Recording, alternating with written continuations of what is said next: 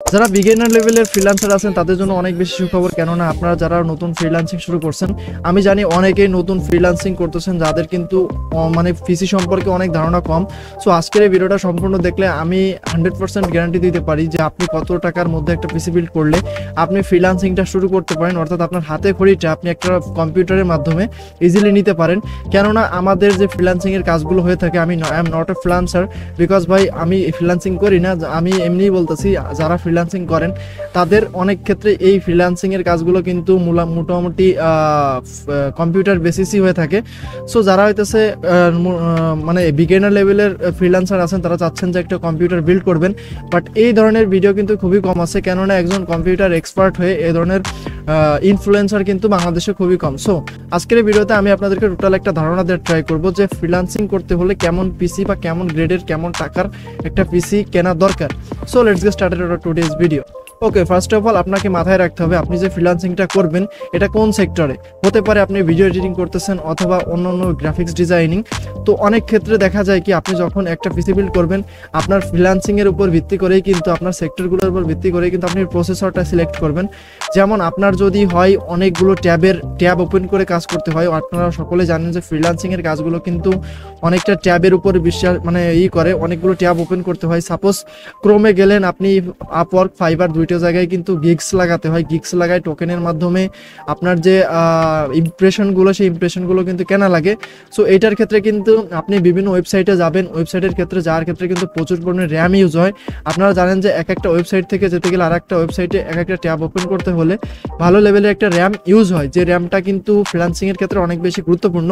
কেননা আপনি যদি 8 জিবির একটা র্যাম দিয়ে পিসি বিল্ড করেন সেক্ষেত্রে কিন্তু আপনার অনেক বেশি প্রবলেম পড়তে পারেন।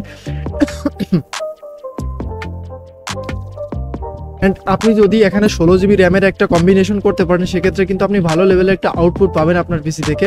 ওকে, এখন যারা মনে করতেছেন যে ভাই আপনার বাজেট তো 40-50 এরকম, সেক্ষেত্রে আপনি একদম সেপারেটলি আপনি চাইলে মনিটর সহ কিন্তু এখন Ryzen 5600 অথবা 5600G অথবা RX 580 দিয়ে নর্মাল ভালো লেভেলের একটা পিসি বিল্ড করতে পারেন, যেগুলো দিয়ে কিন্তু আপনি আপনার কাজগুলো চালাই নিতে পারবেন।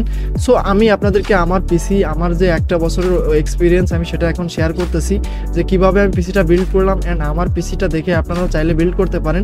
তবে সাজেশন থাকবে বর্তমান সময়ে কিন্তু গ্রাফিক্স কার্ডের যে চাহিদাটা সেটা গ্রাফিক্সের ডিমান্ডটা কিন্তু অনেক বেশি।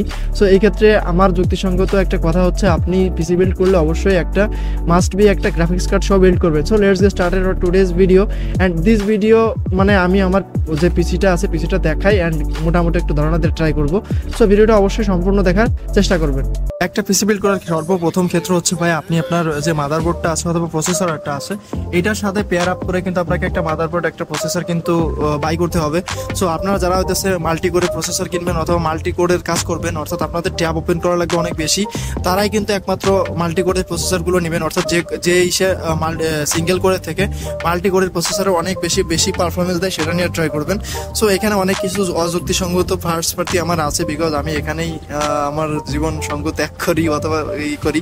সো এইটা দেখতে পাচ্ছেন একটা আপনি যখন গ্রাফিক্স ডিজাইনের কাজ করবেন তখন কিন্তু ভাই আপনাকে ভালো লেভেলের একটা মনিটর নেওয়া লাগবে, অর্থাৎ মনিটরটা অনেক বেশি ভালো হওয়া লাগবে। অ্যান্ড আপনি যখন হইতেছে টাইপিংয়ের কাজ করবেন তখন আপনার টাইপিংয়ের ক্ষেত্রে কিন্তু ভালো লেভেলের একটা কিবোর্ড ছাড়া আপনি করতে পারবেন না। অ্যান্ড মাউসটা অবশ্যই একটি জরুরি একটা ভালো মাউস নেবেন। অ্যান্ড এইখানে আমি যদি বলি যারা হইতেছে মূলত ফ্রিল্যান্সার আছেন তাদের কিন্তু প্রথমেই বলছি যে ভাই আপনি যদি ফ্রিল্যান্সিং করে থাকেন, আপনার যদি অধিক ট্যাব নিয়ে কাজ করার সক্ষমতা থাকে সেক্ষেত্রে আপনি যে প্রসেসরগুলোতে মাল্টি কোর থাকে সেই প্রসেসরগুলো চুজ করবেন।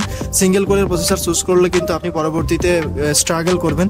অ্যান্ড আপনার হচ্ছে যদি আপনার মানে অনেক বেশি জায়গার প্রয়োজন হয় সেক্ষেত্রে আপনি এসএসডিটা বাড়ায় অথবা হার্ড ডিস্কটা নিতে পারেন, এসএসডি কম নিয়ে হার্ড ডিস্কটা বেশি নেওয়ার ক্ষেত্রে। অ্যান্ড অনেকের ক্ষেত্রে কিন্তু চাপের বিষয় থাকে যে প্রসেসরটা কীভাবে ঠান্ডা করব, সেক্ষেত্রেও কিন্তু আপনি চাইলে কিন্তু একটা আফটার কুলার নিতে পারেন। আমার দেখতে পাচ্ছেন একটা স্টক কুলার আছে, লেটস গেট সি। অ্যান্ড দেখতে পারতেছেন একটা কিন্তু এই স্টক কুলার আছে যেটা অতটাও দরকার না।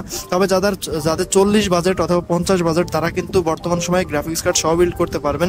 সো যারা গ্রাফিক্সের কাজ করবেন তাদের জন্য রইলো যে ভাই অন্তত মনিটরটা অনেক বেশি ভালো নেওয়া লাগবে। অ্যান্ড এবার আসি পাওয়ার সাপ্লাইয়ের কথায়, যে পাওয়ার সাপ্লাই কোনটা নেবেন। তো পাওয়ার সাপ্লাই আপনি আপনার মন মতো নিতে পারেন না, কেননা আপনি এখানে একটু ভারী কাজ করলে কিন্তু আপনার যে পাওয়ার সাপ্লাইটা আছে সেটা ভালো নেওয়াই লাগবে। কেননা আপনি যদি ভালো পাওয়ার সাপ্লাই না নেন তখন কিন্তু আপনি যে কাজগুলো করবেন সেটার যে লোডটা আছে সেই লোডটা কিন্তু পাওয়ার সাপ্লাই দিতে পারবে না, যেটা আপনার পিসির অনেক বেশি ক্ষতি করতে পারে। সো এই সব বিষয়গুলো মাথায় রেখে যদি আপনি একটা পিসি বিল্ড করতে পারেন তাহলে আশা করতেছি আপনার যে সমস্যাগুলো আছে অথবা আপনি যে ফ্রিল্যান্সিং করবেন সেটাই অনেক বেশি অ্যাডভান্টেজ অথবা সবকিছু আপনি পাইতে পারেন। সো এই ছিল মূলত আমাদের আজকের ভিডিও। কেমন লাগলো অবশ্যই কমেন্ট করে জানাবেন। দেখা হবে পরবর্তী কোনো ভিডিওতে। ততক্ষণ অনেক বেশি সুস্থ থাকবেন, ভালো থাকবেন। আল্লাহ হাফেজ, টাটা, বাই বাই।